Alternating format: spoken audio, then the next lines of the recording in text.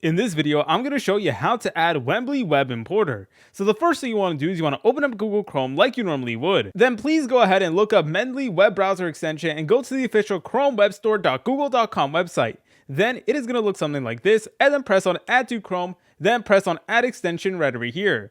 Then afterwards, all you want to do is you want to go to your shortcut menu and you just want to make sure that it is actually pinned so that you're able to use it. So go ahead and press on it right here. Anyways, once that is done, then what you could do is you can go ahead and actually go to any source or any article you want to get a citation of. Anyways, guys, once you're in your article, then you want to select on the Mendeley Web Importer and you will need to go ahead and log in if you haven't logged in yet. And if you wanted to use it in the most fullest way possible, you want to make sure that you have the Mendeley application installed as well. And the web importer will basically allow you to get stuff from the web and take it directly to Mendeley, where you're easily able to use it for citations, for any papers or anything like that. So anyways, as you're able to tell, I'm right here on this article and it is actually going to generate a reference for us. So you can go ahead and select on it and then press on Add to Mendeley. And of course, if you haven't already, make sure to go ahead and sign into your Mendeley account. The web importer is going to ask you to do that.